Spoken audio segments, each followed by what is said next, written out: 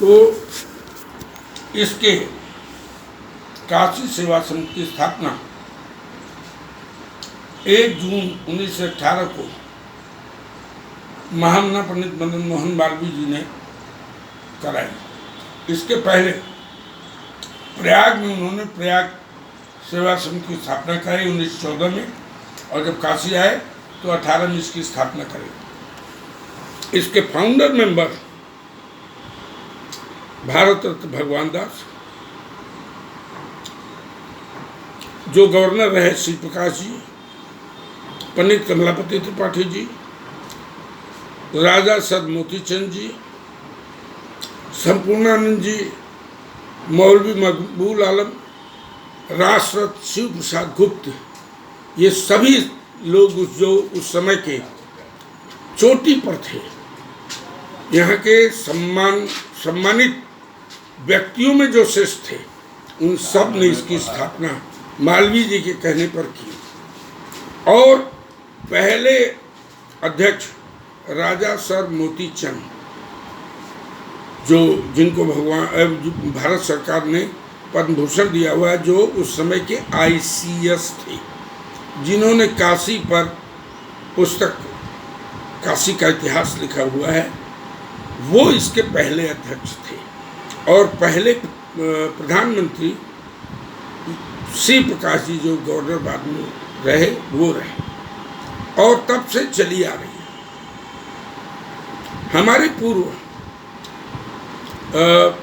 कुंजू बाबू, कुंज बिहारी गुप्त, जो बनारस के पहले मेयर थे, वो अध्यक्ष थे। इस तरह से संस्था चली आ रही है, और इसमें और चीज़ों के अलावा वो बच्चे यहाँ रहते हैं, पढ़ते हैं, लिखते हैं, जिसके घर या तो उसके माँ नहीं है, या बाप नहीं है, या माँ बाप नहीं है, या अगर दोनों हैं तो रुग्ण हैं, या ऐसी स्थिति में है कि बिस्तरे नहीं छोड़ पा रहे हैं, वो बच्चा कहाँ से पढ़ेगा। वो यहाँ रहते हैं, पढ़ते हैं, आज भी बच्चे हैं। और उनका पूरा, जिस दिन वो प्रवेश कर जाते हैं, उसके बाद से लेकर के और इंटरमीडिएट तक अगर वो पढ़ते रहते हैं, तो सारा खर्च, नाश्ता, खाना पीना, पढ़ाई लिखाई, किताब कापी, दवा, कपड़े लत्ते, सब संस्था देती है, और ये पब्लिक देती है, जिससे ये सब होता है। तो हरिहर लाल जी प्रधानमंत्री थे और मर गए, लेकिन मरने के पहले उन्होंने यहाँ की दशा के बारे में मुझसे कहा, और ये भी कहा कि साहब, भंडारी भी मर गया, बच्चों को देखने वाला कोई नहीं। सबसे कहा, लेकिन किसके पास समय है जो रात भर यहाँ रहेगा। अंत में मैंने 4 साल पहले घर छोड़ करके यहाँ बैठने का खुद निर्णय लिया, ताकि बच्चों की निगरानी देख रेख कर सकूँ। यहाँ आने के बाद से एक इंट्यूशन दिमाग पर आने लगा कि पीपल की जड़ खुदवाओ। कई बार ये हुआ, और वो इंट्यूशन गहरा होता चला गया। मैंने कमेटी भी बुलाई। कमेटी में लोगों ने कहा कि क्यों उसको जगह को खुदवा करके ख़राब करेंगे, रहने दीजिए। लेकिन उन्होंने कहा कि इसको सुंदर बनाइए, क्योंकि 100 साल पूरा हो गया था, शताब्दी वर्ष था। तो मैंने खुदवाना शुरू किया। थोड़ा खुदवाया, कुछ नहीं निकला। तो मैंने अपने प्रधानमंत्री जी डॉक्टर शिव सुंदर गंगुली जी, SS गंगुली जी से कहा कि कोई नर्मदेश्वर शिवलिंग लिया, अगर ये नहीं मिले, कुछ होता है, एक महत्वहम हमारा होता है, तो हम नर्मदेश्वर शिवलिंग को लगा करके और एक यादगार में शताब्दी के एक मंदिर बनवा देंगे, और वो शताब्दी के यादगार रहेगा। वो आया भी, नर्मदेश्वर शिवलिंग आया भी, लेकिन उसके बाद मन नहीं माना। फिर इंट्यूशन तेज होता गया, तो खुदवाया। तो करीब 3 साढ़े 3 फीट और नीचे जाने के बाद एक पूरा अर्घा सहित शिवलिंग निकला। तो जब वो निकला, तो ये हुआ कि इसी को जहाँ है वहीं रह करके और ये मंदिर बना दिया जाए।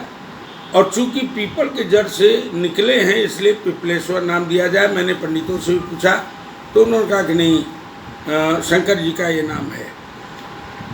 नेट पर सर्च किया तो भोपाल में मंदिर मिला, राजस्थान में मंदिर मिला, तो ये हो गया कि ये जो छोटा आया था उसके बारे में मैंने पंडित जी लोगों से प्राण प्रतिष्ठा के बारे में पूछा, तो उन्होंने कहा कि भाई बड़े स्वयंभू हैं, स्वयं प्रतिष्ठित हैं, इनकी प्रतिष्ठा कोई नहीं कराएगा। जो आप दूसरा मंगाए हैं बाजार से नर्मदेश्वर शिवलिंग, उसकी स्थापना होगी और ये मान करके उसका प्राण प्रतिष्ठा होगी। 9 फरवरी प्राण प्रतिष्ठा की तिथि नियत की गई और 9 फरवरी को सवेरे 8:30 बजे से पूजन शुरू हुआ और वो 3:30 बजे तक चला। पूरा पूजन होने, प्राण प्रतिष्ठा होने और अभिषेक होने, सब होने के पश्चात जब हवन की पूर्णाहुति हुई और आरती करके बाहर निकला, उसी समय पेड़ अपने स्थान पर हिला।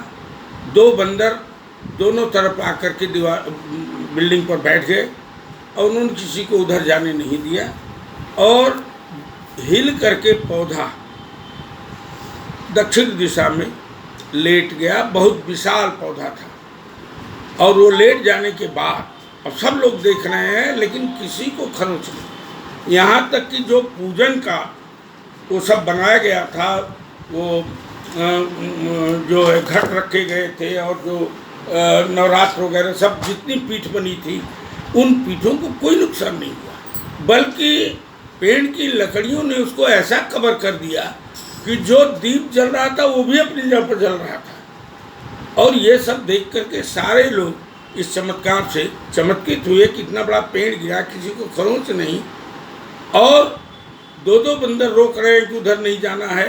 तो ये सब दैवी संदर्भ है। और उसके बाद फिर ये मंदिर, वो पेड़ चूँकि गिर गया तो पेड़ को हटवाया गया। हालांकि बल्कि काटने वाले आए 2 और लौट के चले गए कि हम नाग देवता को नहीं काटेंगे, उन्होंने उसको ये किया। लेकिन ये एक यहाँ संस्था है जो बच्चियों को वेद की शिक्षा देती है, तो उनके यहाँ जो हवन होता है, छोटा या बड़ा यज्ञ होता है, उसमें पीपल की लकड़ी लगती है। मैंने उनसे रिक्वेस्ट किया किसी तरह से, तो आए, काट करके ले गए और फिर उस स्थान पर वो जैसी प्रभु की इच्छा थी वैसा मंदिर बना हुआ है। अब तो उसमें जो है ग्रेनाइट पत्थर भी लग गया, सब लग गया, घड़ी घंटे सारा है। रोज तब से लगातार आरती पूजन सब होता चला आ रहा है। ये उनकी महिमा है। बहुत से भक्त लोग इन्हीं समय में, अभी 2 साल भी नहीं है, लेकिन उनकी बहुत सी कृपा का बखान कर रहे हैं, जिससे वो प्रभावित हैं और आज भी ये स्थिति चल रही है। तो